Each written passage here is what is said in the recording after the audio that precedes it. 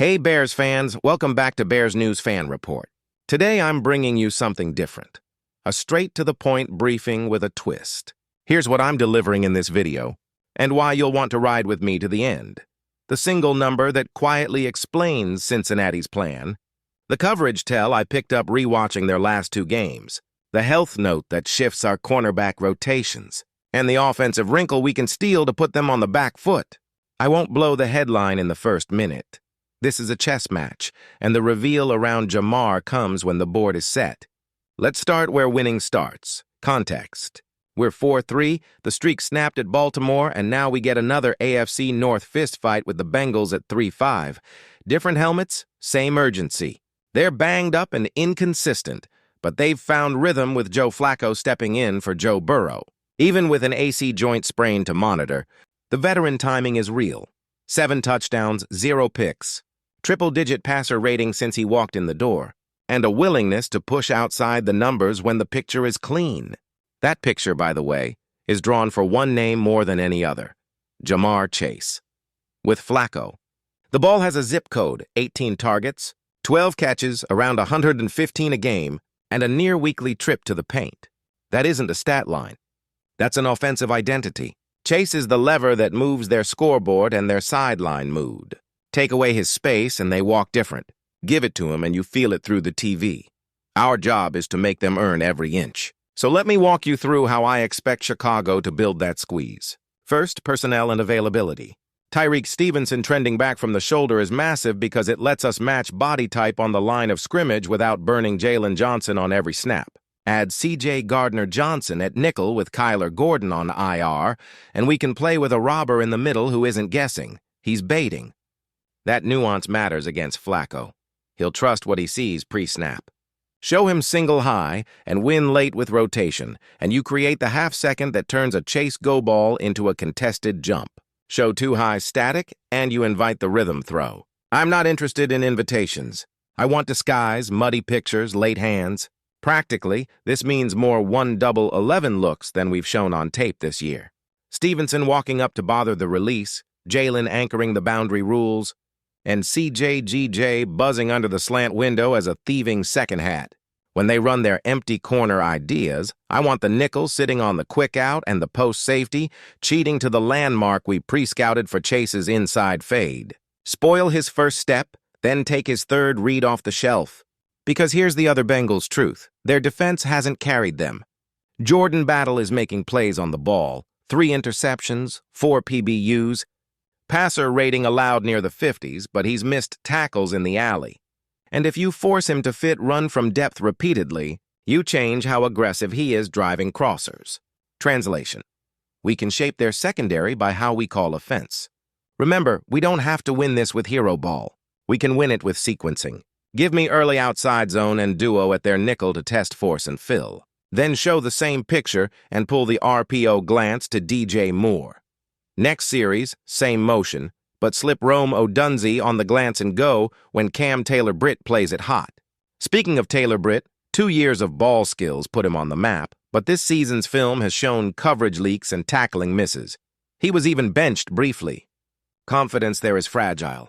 If we can isolate him in space with high-percentage throws early, Caleb Williams settles, our sticks move, and their corners start talking to each other instead of to their coach. That's when we hit the explosive.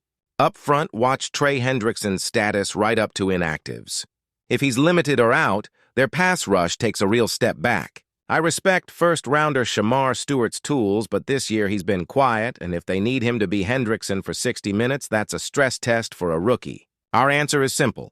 Keep Caleb clean with fast answers, then punish their edges when they widen with QB keeper off stretch. Mix Cole Kmet in the seams behind their linebackers when they bite on play action.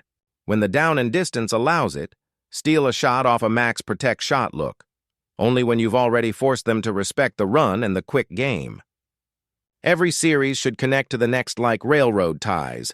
Run at their safeties, then throw behind those safeties, then make them chase horizontal speed, then throw vertical where the grass is clean. But let's go back to the headline I promised not to spill too early. What do we actually do with Jamar? Here's my read after a week of tape and a couple of practice whispers. Chicago isn't going to check him with a single corner and pray. We're going to allocate resources with purpose and live with the math elsewhere. Expect a plan that treats Chase the way teams used to treat prime Julio. Early downs with disruptive press and a late rotating top. Money downs with a declared bracket. One body on his chest. One pair of eyes eating his break point. The trick is not showing the bracket too soon. We'll mix cover 6 to steal the post, and to the field we'll buzz a safety under the dig plane where Flacco wants to throw him in stride. And on third and medium, when Cincinnati likes the stacked alignment to free his release, I want us to knife it with inside-out leverage and make the throw go over the top, not through us. If he beats perfect leverage with a perfect ball, tip your cap and move on. The mistake is giving him freebies on slants and choice routes that let him get hot. Cold start his game, keep it cold. Now, big picture strategy. Their offense leans on Chase because it must. Our offense doesn't have to lean on anyone to be functional. That's our edge. Caleb's best drives this year have been surgical when the read is clear. So let's build him a runway. First 10 plays scripted with variety and tempo. A couple of quicks to Moore, a formation boundary shot to Odunze if Taylor Britt is isolated, then back to Komet when they drop into soft 2. If they spin to cut the glance route, pull the ball and make the edge tackle the quarterback. If Jordan Battle starts sitting on seams to take Komet away, bring the back into the flat and force him to tackle in space again. And while we play that game of cat and mouse, we're stealing possessions on defense with disguised rotates and compressed throwing windows. You've heard me say this 100 times. Complementary football is not a slogan. It's a time management plan. Deny Chase early, shrink their drives, and you get the fourth quarter version of Flacco that forces it. That's where CJGJ cashes a trap. One more note, special teams and hidden yardage. Field position matters more when you plan to deny explosives. Tilt the turf with clean returns and coverage, and every extra snap we make them play is another chance for their protection to leak or for our disguise to steal a throw. Put all of this together and here's the crescendo you waited for. The real news tonight is not a transaction or a headline. It's a tactical commitment. I fully expect Chicago to bracket Jamar Chase on the majority of critical downs and to build the entire night around keeping him under control while we pound the ball at their safeties and pick on the corner who isn't confident. That's the pivot. That's the choice. Limiting Chase from the jump throttles their spark, and when their spark dims, our method takes over. Before I close, I want your take because this channel lives on informed fans. How would you play it? Shadow with Stevenson, bracket with CJGJ over the top, or mix the rotations and dare their WR2 to beat single coverage.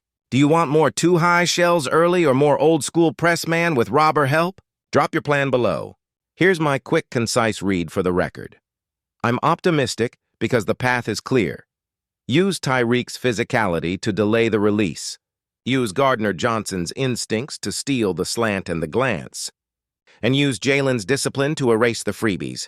On offense, keep the script on schedule, hammer their tackling angles, and make Jordan Battle decide whether he's a ball hawk or a run fitter. That tension is our advantage. If we hit it, we walk out at 5-3 with the arrow pointing up.